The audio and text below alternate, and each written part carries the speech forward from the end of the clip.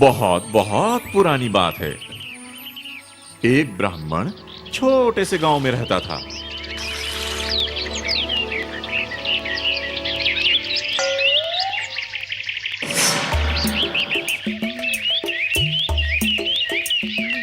उसके पास वो सब कुछ था जो उसे चाहिए था।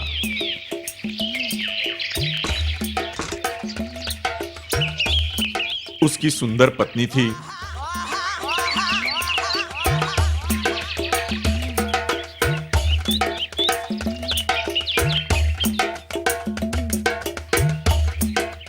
होशियार बच्चे थे,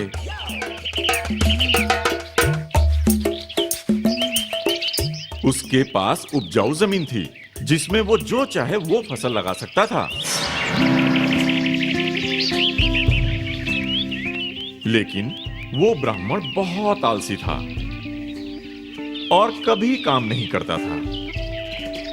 उसकी पत्नी ने बहुत कोशिश की कि वो अपना काम खुद करे।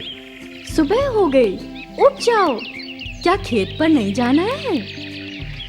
लेकिन ब्राह्मण उसकी बातों को हमेशा अनसुनी कर देता था। तुम पागल हो गई हो क्या? मैं कभी काम नहीं करूंगा। उसकी पत्नी बहुत परेशान रहती थी, लेकिन इस बारे में वो कुछ नहीं कर पाती थी। एक दिन एक साधु ब्राह्मण के घर आया।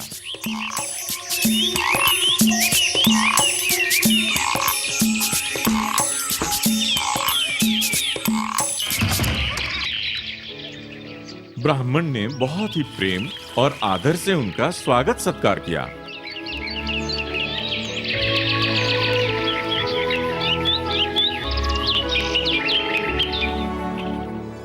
साधु ने खुश होकर ब्राह्मण से कहा, बेटा, मैं तुम्हारे आदर सम्मान से बहुत खुश हुआ। बोलो तुम्हें क्या चाहिए, मैं तुम्हारी मुराद अवश्य पूरी करूंगा। आलसी ब्राह्मण ये सुनकर बहुत खुश हुआ और वो तुरंत बोला, हे महात्मा, मैं चाहता हूँ कोई ऐसा एक आदमी जो मेरे सारे के सारे कामों को पूरा करे। और साधु मान गए। ऐसा ही होगा, लेकिन याद रखना, तुम्हारे पास इतना काम होना चाहिए कि तुम उसे व्यस्त रख सको। ब्राह्मण मान गया और तभी एक बड़ा सा राक्षस ब्राह्मण के सामने आ गया। मालिक, मैं क्या करूं? ब्राह्मण सोचने लगा, मुझे अभी काम चाहिए। अगर काम नहीं दोगे तो मैं तुम्हें खा जाऊंगा। अब ब्राह्मण सोच में पड़ गया और राक्षस से कहा, जाओ खेत में पानी डालो। राक्षस तुरंत गायब हो गया।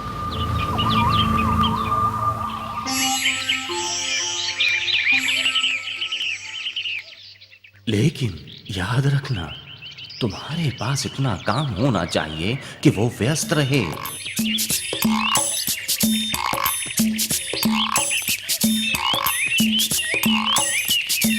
ब्राह्मण शांति से नीचे बैठ गया और अपनी पत्नी से एक गिलास पानी लाने को कहा। लेकिन पानी पीने से पहले ही राक्षस वापस आ गया। हो गया मालिक, अब और क्या करूं?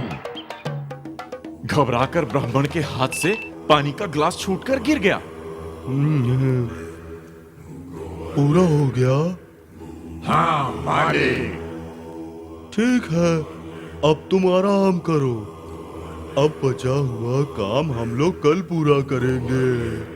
नहीं मालिक, मुझे काम चाहिए अभी। अगर मैं काम नहीं करूंगा तो तुम्हें खा जाऊंगा। तब ब्राह्मण कुछ घबराया और सोचा और उस राक्षस से बोला, तो फिर क्यों नहीं तुम खेत जोत लेते हो? इसके लिए तुम्हें पूरी रात लग जाएगी। कल फिर मैं तुम्हें ढेर सारे काम दे दूंगा। राक्षस मान गया और चला गया।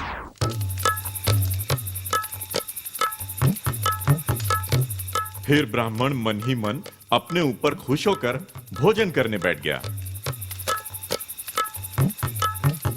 देखो भाग्यवान, अब मेरे सारे काम आसानी से पूरे हो जाएंगे।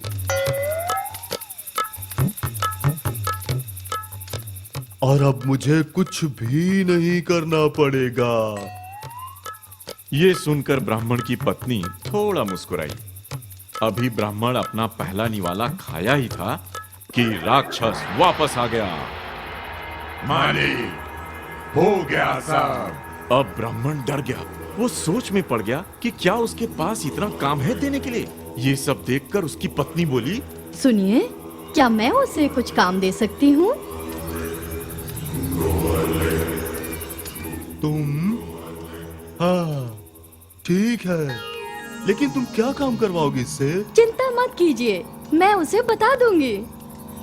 मुझे काम चाहिए, मुझे काम चाहिए।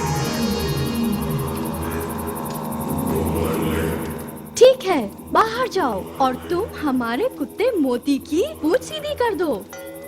राक्षस तुरंत मान गया और बाहर चला गया। देखो आलस कितना खतरनाक हो सकता है। पहले तुम अपने ही काम से मुंह मोड़ते थे, अब राक्षस तुम्हारी मदद कर रहा है और तुम काम नहीं दोगे तो वो कहता है कि तुम्हें खा जाएगा। क्या चाहते हो? तुम ठीक कहती हो, मुझे बहुत डर लग रहा है।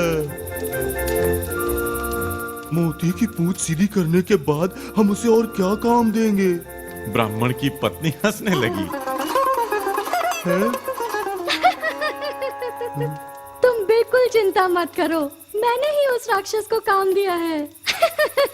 वो राक्षस कुछ भी कर ले, मोती की पूंछ कभी भी सीधी नहीं कर पाएगा। सच में राक्षस ये मुश्किल काम पूरा नहीं कर पाया। मोती का पूंछ वो जब खींचता था तो सीधा हो जाता था, लेकिन जब छोड़ता था तो वो फिर मुड़ जाता था। भोजन के बाद थोड़ा आराम क्यों नहीं कर लेते? वादा करो, कल से तुम रोज मेहनत करोगे। मैं वादा करता हूँ। इस तरह राक्षस को मुश्किल काम करते हुए छोड़कर ब्राह्मण और उसकी पत्नी सोने चले गए।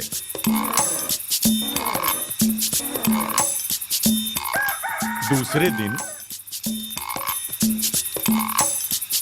जब ब्राह्मण खेत जाने के लिए निकल रहा था,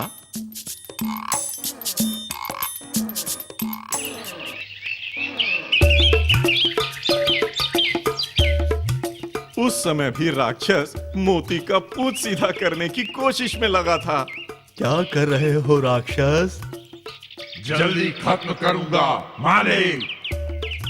जल्दी ये काम खत्म करो, मेरे पास तुम्हारे लिए ढेर सारे काम बाकी है। हाँ मालिक।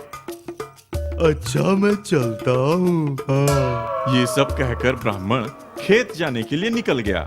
इसके बाद ब्राह्मण ने कभी आलस नहीं किया। शिक्षा ये है कि खुद की मदद ही सबसे अच्छी मदद होती है।